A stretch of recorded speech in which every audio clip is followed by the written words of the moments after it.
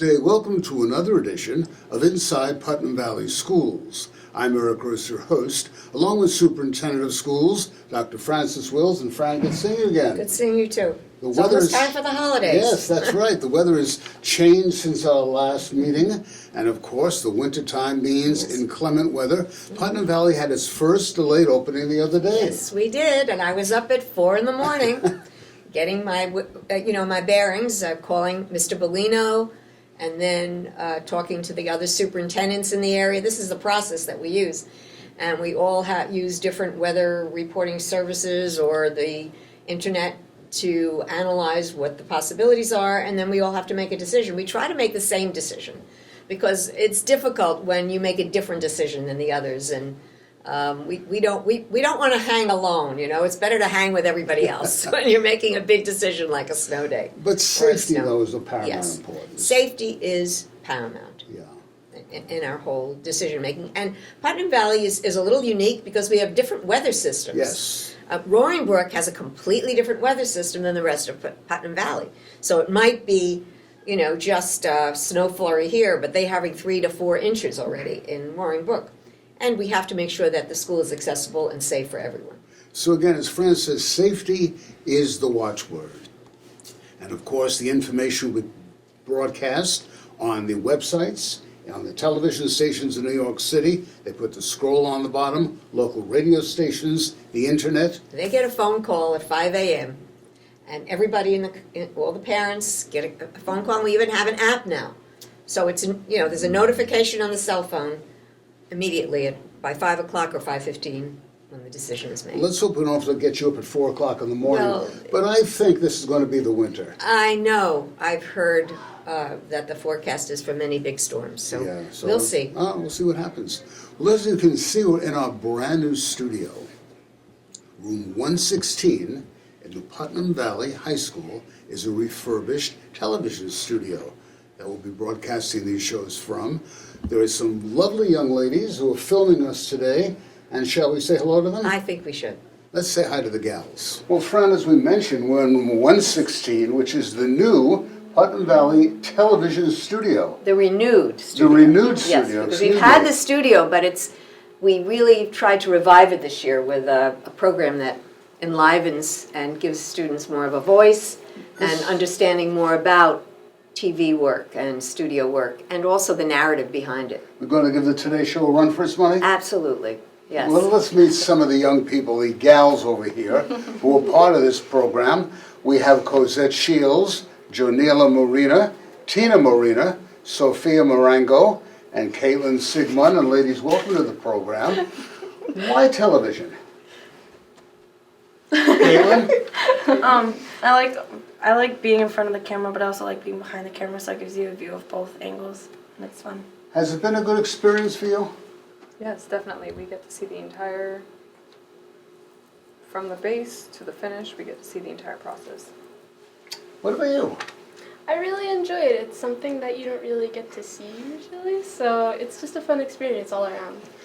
Do you have plans when you go on to college to get involved more and more with the video productions? Yeah, that's something I'm interested in. Really? Great. That's wonderful. What about you? I actually want to go into directing. I want to make movies, so this program is really helpful. Wonderful start. And we never know which of these young ladies today, 5, 10, 15 years from now. Exactly. But I'm convinced that they will be where they want to be in the future. That's our goal. And TV production is a major field today. And we know it will continue to be. I think it's growing and expanding with the new kinds of companies that have come out, the Netflix and the Amazons. And so it's not just the regular networks or even cable anymore. It's vast. The opportunities are vast. So we hope that you get your start here. And once again, the Putnam Valley School has something for everyone. Yes, we try. We really do try to expand opportunities for students. That's been our mission, expanding opportunities for students. Well, ladies, we thank you very much, and we thank these gals for producing and directing the show today along with Dan Mahoney. And Fran and I will be right back. There's been a lot of talk around the Putnam Valley schools these days about a later starting time for Putnam Valley High. What precipitated this, Fran? Well, there's been an enormous amount of research in the last decade, actually, and more recently from the National Institutes for Health, Scientific American, large research studies that have indicated that for adolescents, a later start time at school can make an enormous difference in their student achievement, in their physical health, in their mental health, and in their well-being. Now, in Putnam Valley, we have one of the earliest start times in the region, 7:10. There's only one other school district that has a 7:10 start, and that's Carmel. In both cases, you have a very large geographical area, and so in both cases we see a 3-tier bus run in order to get students to school in the most efficient way. And so for years, that has been the way things operated in these schools. But with the new information that we're getting, you're seeing a lot of schools looking to see whether they can do something with a later start in order to promote student wellness. And after all, our major role here is to ensure that our students have a safe and healthy environment for school, and also that student achievement can be promoted. Now, safety is a big issue here. Students get up very early, and many of them walk on dark roads at 6:10 in the morning. It's dangerous. So this is the driving force, and our board took a look at this research. Recently, the State Board of Education had a publication about this with an article about it, and the board turned to me and said, what can we do? Can we possibly have a later start? And so we've done a tremendous amount of work to see what could happen here, what the impact could be, and we've asked a lot of people. When you say a later start, half hour, an hour? Well, a lot of the research talks about as close to 8 o'clock as possible as being a place where we could really start to have an impact. At first, we thought we could only have about a 30-minute difference with a 2-tier system. Okay. We'd have to change to a 2-tier system. But now we see that we could actually start at 7:50, which is the same start time as the middle school. And so it would be a 40-minute difference. And, that would have some significance in terms of at least what the research is telling us. And we do look at science in our schools as a place. The circadian rhythm of a young person, of an adolescent, is different than yours and mine. We can get up early, we can go to bed a little later, we can manage it, but for adolescents it's very difficult, especially now they're going to bed late. They have the phones with them, they have a lot of stimulation from the LEDs. We're trying to do something to help with that. So a 7:50 start time. That's our goal. That's the goal. What about dismissal on the other end? The dismissal would be the same difference. It would be Okay. later, so you're talking about a 2:30, a little over 2:30. I think it's 2:34 right now at the middle school. And that would still give the high school students time, the opportunity to get after-school jobs. Yes, after-school jobs, after-school clubs, and athletics would still go on. The athletic practices might start a little bit later, 15 minutes later or so, but you'd still be able to have clubs. But there's something else going on as well. At the same time that we're looking at this change in the start time, we're looking at a change in the schedule, so that in the middle of the day there would be a time set aside for not just lunch, but for club meetings, for extra help, for different activities. They're doing this in other schools, and it's very effective. And of course, students are more alert and awake at that time as well, in that midday period, and it would create flexibility. There's a lot of concern by students. We've done surveys, we've done surveys of students, we've done surveys of the community, and surveys of our faculty. And there are concerns. There's no question about it. It's change, and change is very difficult for us. We have a routine, we're used to it, and we're afraid we're going to lose something. Change is a part of life, and for all of us, for our students as well as they go into their future, they're going to have to make changes and figure out ways to solve problems. We see this as an opportunity to look at this. Maybe we will determine that it can't be done, or that there's such a big obstacle that we can't make it happen. But my job is to find out if it can happen. what would it take to go from a three-tiered bus system to a two-tiered system? Well, we would have to contract, and we do contract most of our buses. We'd have to contract 4 additional buses. So the cost to the district would be between $200,000 and $240,000 because there is a net gain in terms of fuel. We would Right. actually be doing something sustainably more effective Sure. because we'd be saving the equivalent of about 300,000 miles Wow. or more that we would reduce by having a 2-tier versus a 3-tier. Mm-hmm. We also would be using our buses more efficiently because right now our high school buses are not being used, let's put it that way. Sparsely attended. Yes, sparsely attended. And so we would have buses that would be full, but the buses would actually run for a shorter time because the bus routes would not be as lengthy with as many buses, and you'd have the most time the longest time a student would be on a bus would be about 36 minutes on that Roaring Brook run, which is shorter than the time they're on that run now. So it looks like we could be more efficient with this process and actually have a better experience for students in the long run since they wouldn't be on the buses as long. What's the next step, Fran? Well, we have forums that we've set up. We have a forum set up for tomorrow night, that's Thursday, December 8th at 6 o'clock.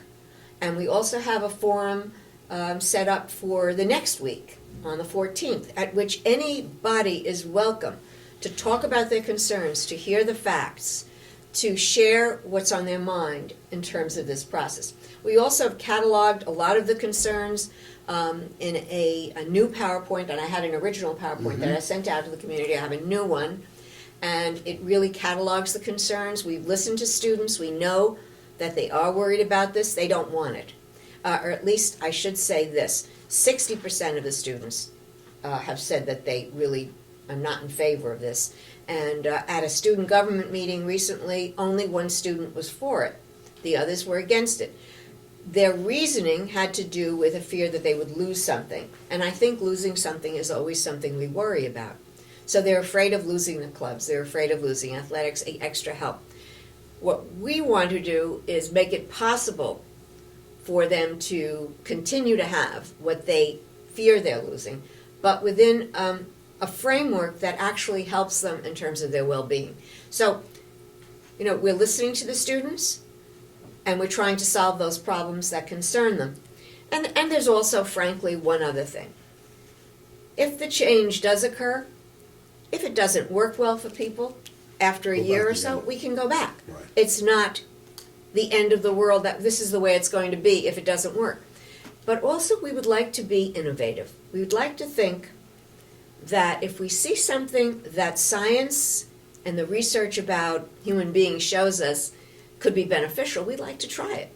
Our goal is to try to be as beneficial as we can to our students. We're expanding opportunities like this, the studio right here. When we saw that it wasn't being used effectively, we wanted to make that change. And we've started. This is only the beginning. For next year, for next year in our budget, we're including the possibility of having a teacher who would be here for film and for really using this in a very creative way. And again, expanding opportunities for students. We want to make sure that our students leave here with a sense that their future is going to be positive, it's going to be exciting, they're going to find their passion, and they're going to be able to express that in their lives. This is just one of those places. Next door we have a STEM program where students are doing innovative work with technology. And students are learning from this. They're learning how to deal with problem solving and to deal with technology in new ways and to do computer programming and thinking about what are the jobs going to be out there for kids. We want them ready for those jobs. We hear every day that the job market is going to change. We know that there's artificial intelligence. We know that there are robots that are going to be doing the work that some people did, that many people did. How can we prepare our students for that future? It's daunting. I mean, I was raised at a time, and you too, when there were plentiful jobs in manufacturing. You didn't even need a high school diploma to get a job. Today, that isn't the case. We have to try to help our students become as sophisticated as possible. Getting back to our topic of the day, dealing with the transportation issue, the Board of Education will review this, continue to review it in January. When will the decision be made? In January. Okay, We will have to make it because we have a budget that we have to bring to the public. right. And, you know, our board is very concerned about our students. They want the best for the students. And they've asked me to pursue this. I have done this, contacting every representative group. The principal has been involved, Mr. Bellino very involved in the transportation piece, Ms. Intrieri has been working with the staff on the new schedule that we're trying to create. Everyone has had a part. We've heard the concerns, we know they're out there. We want to ensure that people realize that we want to do the best for our students. So as I say, get involved, attend these little work sessions. Now, there are other sessions planned for January also, In forums? January, before the January meeting, there'll be another time to Okay. hear concerns, right through the decision-making period. Okay, so get involved, let your Write voice be emails, heard. send the board your concerns. Okay, We want to hear them, and we are, at these forums, we will catalog them, as I said, and try to address each one of them, because we're not going to take away clubs and athletics. Mr. Burrow has been very involved in this, by the way, as well, studying the athletic programs, knowing that we can get out to all of our meets.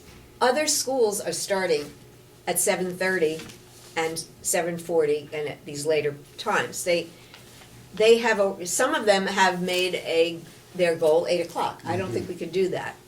But, because we also worry about our elementary school and the start of the elementary school and the end of the day for them. They end late, and we can't make it any later. but even the critics have to agree that starting at 7:07 in the morning is kind of early. Yes, it is early. Okay. It's very early. So stay tuned, get involved. As Fran says, write, email, call, attend meetings, board meetings, attend forums, and let your voice be heard. Well, the holiday season is here. Where did the last one go to? What's your wish for the holidays for everyone out there? I wish for peace. I wish for peace, and I wish for people to be able to come together. I see our country now as, so much polarization, but I think we can all come to a sense in the middle where we agree on certain things. The values of our nation, democracy and what it stands for, the dignity of every human being. That's what we're here for. Respect, appreciation, dignity, and Thank you. freedom. Thank you very much. Dr. Fran Wills, Superintendent of Schools of the Putnam Valley School District. We thank you so much for joining us for this edition of Inside Putnam Valley Schools. I'm Eric Gross. Until next time, have yourselves a great holiday. We'll see you all. Bye-bye now.